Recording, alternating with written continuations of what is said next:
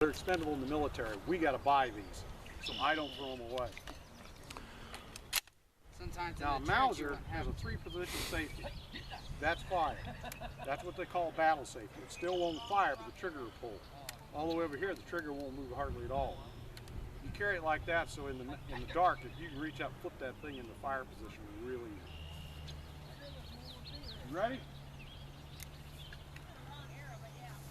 Pyro up. Okay. Charge. Inside joke. Oh, now it starts running. Perfect World War I. After October 1914, which is the end of the second week really, grenades started to replace the rifle as a primary infantry weapon because a soldier could use a grenade without exposure to machine gun fire. Upon reaching the enemy position, attacking troops would advance through the trenches to avoid the machine gun fire. Didn't make any difference where you were, there was a machine gun firing, or usually multiples. In a trench, a few riflemen could hold up many times their number. This is what we call a communications trench. Now picture this thing 8 feet deep. You can't climb out of it because somebody up there is blasting away with multiple machine guns, and you're down in here and one guy's down at the end of that thing. How are you going to get by him? Because he's always going to have advantage because he's shooting from a fixed position. 1915 saw the development of grenade tactics to break through the trenches. Now I don't have to see him to shoot him. I can toss that grenade, it'll go off near him, and I can't actually see him and still gets him. That's the advantage of the grenade. All armies developed special grenade units. The British had the bombing team, French had grenadier detachments, and the Germans had a Handgranatentroop. These tactics peaked in an engagement on 26-27 July 1916 during the Battle of the Somme. In the OG1 and Munster trenches, they named all the trenches so you could navigate through this warren of areas. Southeast of Pozieres, I do not speak French, so I probably mangled that name. Elements of the attacking Australian 5th, 7th, 9th, and 10th Battalions exchanged grenades with the counterattacking German 86th Reserve Infantry Regiment for 12.5 hours. The Aussies alone threw some 15,000 mil bombs. You literally had guys wearing themselves out because they're about 2 pounds apiece. Imagine throwing 100 of those. With the Germans using stick, ball, egg, and rifle grenades. The Germans withdrew from OG1 to held on to Munster, and it was about 2 weeks later before the British finally took that. We're going to show you kind of what these grenade exchanges look like.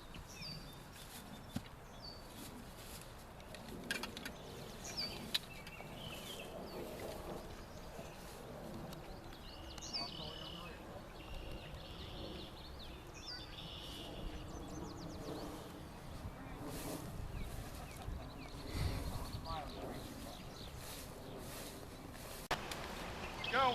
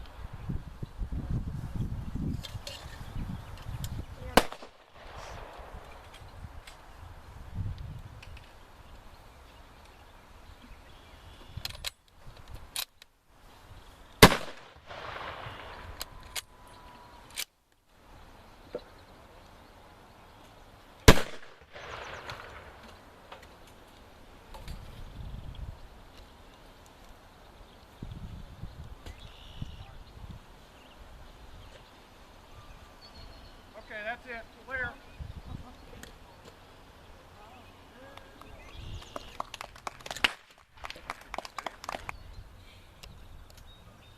Yep. That went pretty good. Yeah, that went real good.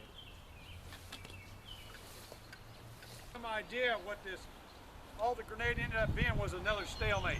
Yeah. Because both sides eventually figured out the effective way to use them. Look good, look good. Didn't expect you to put your mask on.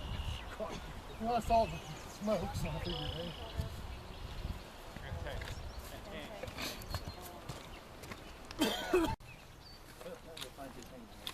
Look good, look real good. You had a good spot. You was off there to the side. Oh, your fell apart right behind your left foot. You can kind of see how, even though we're not actually able to see each other, we're shooting to make sure nobody steps up, because it takes a little while for a grenade fuse to work. But nobody's real enthused about charging into that valley of death when them grenades are going off. Some spent casings. How many do we need here?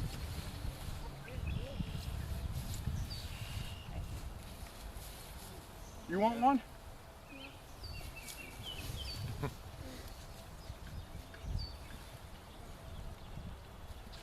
Obviously the grenades were not the answer, but it was part of the answer. Thank you. And the battle we did yesterday showed you the part of the next step, although the Marines did not make it to the trench. The machine gun worked fine, and in the opening, it's in machine gun fire does not work really well. Any questions? All right. Are you guys doing this next year? Yes, probably the same weekend. Okay. So you shouldn't be late. Now you got a whole year to plan to make sure you're here on Saturday. Well, he just got his sister petition, so I might be involved with it. All right. Can you get some of those? Well, you already got one. I mean, my gosh, how many?